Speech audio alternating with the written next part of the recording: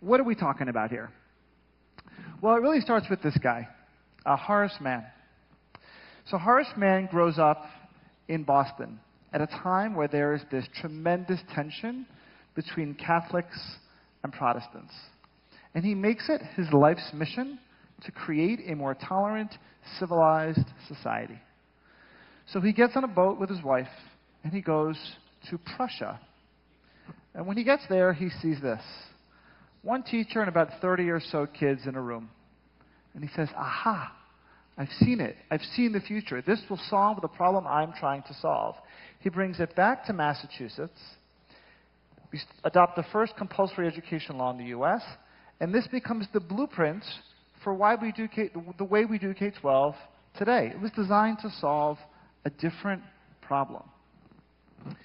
Now, since 1843, we've made a few advances in our society. We've gone from the stagecoach to the jet airplane.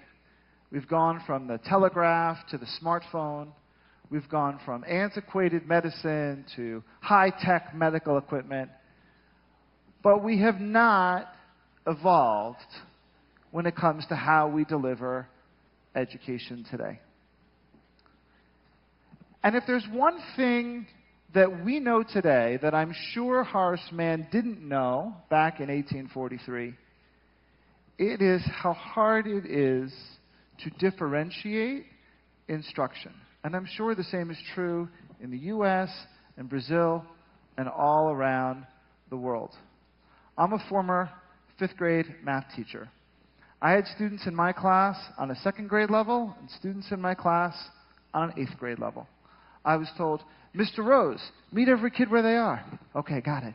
Mr. Rose, here's the 5th grade curriculum. Go teach it. Okay. Well, how exactly am I supposed to, just do your best? And that's kind of the design flaw in the Horace Mann vision. In my class, I had one student who was shy, who hated to work in groups, but who loved technology. One who wanted lots of attention, but hated to handwrite. One who was out of the country for 3 years, not in any school. One who read books that were 3 grade levels ahead, but didn't want to look like a nerd. One played hours of video games every night instead of doing homework. One, a talented artist who needed to see things visually to understand them. One who was 2 years ahead in math, but a year behind in reading. And one who loved to apply math concepts to sports. I know the teachers in the room have these kids in their class as well. How do we possibly expect one teacher to personalize learning given this variability in every classroom around the world? Well, our view is that if we are serious about really meeting the needs of each and every student in a class, the only way to really do that is to view live, teacher-led instruction, the kind of instruction that many of you do every single day, as one way. And it may be the best way, but it's not the only way we know kids can learn. We know they can learn collaboratively from each other in different sized groups. We know they can learn with virtual tutors that are located anywhere around the world. And we know that they can learn by themselves, either with printed materials or with software. Now, we call all these different ways of delivering instruction modalities.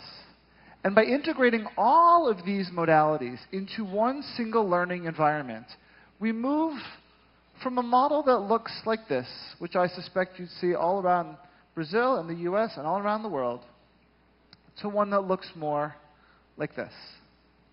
And the reason this is so important is because in a multimodal classroom, we can contemporaneously teach multiple things. So the student who's in 5th grade but operating on a 3rd grade level can learn 3rd grade materials, and the 5th grader who's operating on a 7th grade level can learn 7th grade materials. And what so Teach to One is the integration of multiple modalities of instruction into a single learning environment in order to enable personalization. Makes a lot of sense in the PowerPoint. Well, we thought it made sense too. We decided to actually put it into action. How do you sort of bring this concept to life? And here's basically how we did that. We started off with what we call the skill map, similar to what Jose was talking about. These are the discrete set of skills we want kids to know. We decided just for now to focus on math and see if we can make math work, and then we'd start working on other subject areas. So you can see in the case of math, one of the main skills might be using equivalent fractions as a strategy to add and subtract fractions. That skill has sub-skills, those skills have sub-skills, and so on and so forth. At the beginning of the school year, we administer a diagnostic assessment to figure out what are the skills each student knows and doesn't know. We call the skills that they don't know their playlist, and no two students have the same one. You might be on a 6th grade level in algebra and a 7th grade level in geometry. We actually don't even care what grade you're in. What we care about is what you know and what you don't know, so we can figure out what it is that you should learn next. With that data that we get, we can also learn a little bit through surveying of which modalities might work best for each student. So we can interview the parent, the student, the previous year's teacher, and if everyone says, wow, we think that virtual live instruction or collaborative learning might be really good for the student, that can generate a hypothesis for what types of modalities do we think would work, and we can learn a little bit about their interests, who likes sports or music or performing arts. Now, this is usually the kind of information that teachers learn about over the course of a full school year, and at the end of the year, it kind of just goes poof. The next teacher's got to figure it all out themselves. So now we know a lot about each student. The question is, if we know that Joseph needs to learn how to explain patterns, virtual live instruction might be an effective modality, and he likes sports, do we have a lesson that teaches that skill in that way, integrating those kinds of interests? And so to answer that, we need lots of content, lots of lessons. So at this point, our team has looked at over 50,000 middle school math lessons and selected what we think are the very best 12,000 from over 20 different providers. Some of those lessons are live lessons that can be delivered by teachers. Some of them are virtual lessons, some of them are collaborative, and some of them are independent. And we put data about all those lessons in our system too. This is a lesson from Pearson, teaches kids how to calculate the area of a triangle, takes 29 minutes, you need pipe cleaners, great for kids who like music, or whatever the case may be. And so now, we have all this data about each student, and we have all this data about all these lessons. Question is, what do you do with all that data? Well, here's what we don't do. We don't say to the teacher, hey, good news, we have all this data, good luck trying to figure out what to do tomorrow. And so that's where we created what we call the learning algorithm. And the best way to explain it is to think about what happens when you go to the airport. There might be weather problems in different cities, certain planes can only fit at certain gates. The technology organizes all this for us behind the scenes. We just look up at the monitor and we see the status of our flight, we see our gate. It's the same concept here. Our algorithm takes all the data about each student, all the data about all the lessons, and with that, creates a unique schedule for each student and each teacher each day, based on the lessons that are most likely to be successful for each one.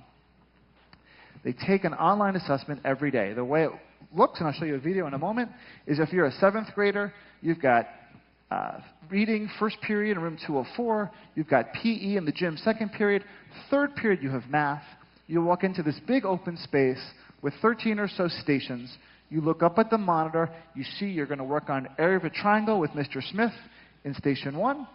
They're going to work on area of a triangle with some software for the second part of the session. Then you take an online assessment in area of a triangle, and you're off to social studies.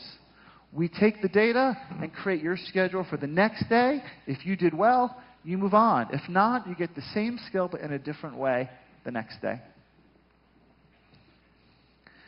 When we get this kind of data from our daily assessments, we're able to do a number of things. Not only can we see whether each student can move on, but we can also update the profile. So just like if you shop on Amazon.com, it learns more about who you are as a consumer every time you shop. We learn more about each student, and we can update the profile. Maybe virtual live instruction wasn't so good for this student. We can just take that initial hypothesis and refine it every time we learn about what works best for that one student. We can also go back to the content providers. And we can say, look, your lessons, publisher, your fractions lessons are doing great. We pay the providers based on how often we use their lessons. And we schedule them based on how effective those lessons are. There are some publishers that have been in business for 100 years. They have no idea that Chapter 12 is great and Chapter 16 is terrible. And in fact, many of the reasons why certain students have certain materials is because some publishers have an incredible lock on the distribution of that. It has less sometimes to do with quality and more to do with who's got the biggest sales force. We can actually think of us like iTunes. Instead of buying albums, we now buy songs. Instead of buying textbooks, we buy lessons. And we make those decisions based on what's working for students. And then finally, over time, as more students are involved in the system, it gets smarter. It says, okay, Maria, who likes dance and is learning about area of a triangle, I've had 50,000 students like this before, and there's a great lesson from this provider, and another one from that provider, and one that will be great with this teacher. So we can use the data to predict what might work best for each student. So that's the concept. Let me show you some of the results that we've started to see. This was from the last year of School of One in New York City. They gave the Terra Nova assessment, which is a national assessment, in the fall and in the spring. And we can compare the gains to what happens nationally. And what you're seeing in the US is a big movement around accountability, not only for teachers, but also for the providers. Are the providers helping teachers to make a difference? What we saw in the fall and the spring is a 22-point gain in the 6th grade level on the Terra Nova assessment from the fall to the spring. At the 7th grade level, we saw something similar, 12 points with the School of One schools versus 8 points nationally. And then 8th grade, which 8th grade is the grade we focus on the most because we want to be sure the students are ready for high school. So we spend a lot of time in 6th grade and 7th grade filling gaps from the 5th grade, from the 4th grade, sometimes from the 3rd grade, so that they're ready for 8th grade so that they can be ready for high school. And in 8th grade, we saw some of the most striking results, 23 points versus 6 points. Now, we're still learning. This is still improving. I'd say our model today is maybe 50% baked. But the power of next-generation models, of integrating technology in transformative ways, is becoming clearer and clearer to us. And we couldn't be more excited about what the future holds. So with that said, I'm going to show you about a 3.5-minute video that will show you what this innovation looks like when it comes to life.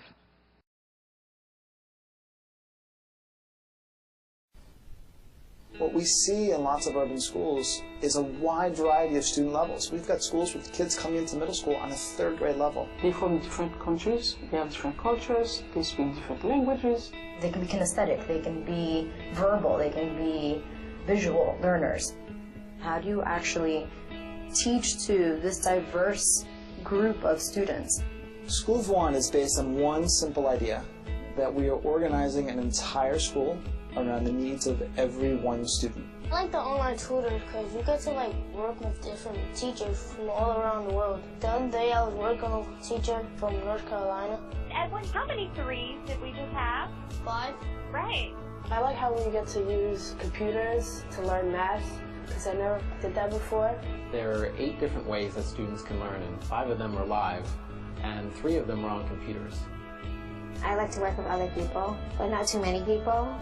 You're working with a small group of kids, one teacher and about 8 kids. I like the communication with the tutor online. I get scared sometimes if I have to look at a teacher and ask them the question, but sometimes you just type the question and they answer it. At the end of the day, what happens is the students take a 5-question assessment. If they've passed their test, they move on to another skill. When it says green, that's like a... When you have a yellow, you kind of have a down phase because you're kind of sad and you want to achieve more because you know you could do better. When you get red on your modality, you're like, ah! If they have not passed the test, then the algorithm figures out a new way to teach the student that specific skill. As the algorithm gets smarter, as it learns the student's skills, it learns their levels, the student gets smarter, the teachers get smarter. We all grow at the same time. One of the main ideas of School of One is to have technology take a lot off teachers' plate so they can focus on doing what they came into this profession to do. The algorithm allows us to teach. It allows us to do what we are trained to do. It allows us to do what the Department of Education has invested in us.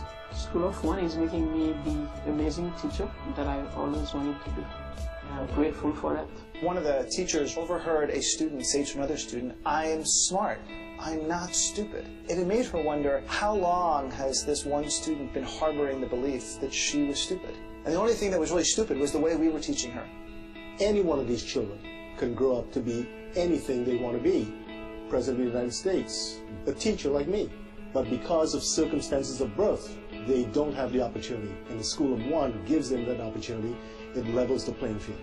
I love my teacher. I love the algorithm. I love when a parent comes in and says, "What are you doing here?" Because my daughter is doing all sorts of wild math. I'm a lot better student now. It really helps me learn faster. I love when I see a kid excited about this one connection that was just made. I love School of One. Every student in New York City is waiting for School of One. So there, as we speak, 3,500 students in the U.S. who are getting their math instruction in this way. Next year, we'll probably double in size, and hope over the next few years as our model gets more fully baked to expand both domestically and internationally. So thank you so much.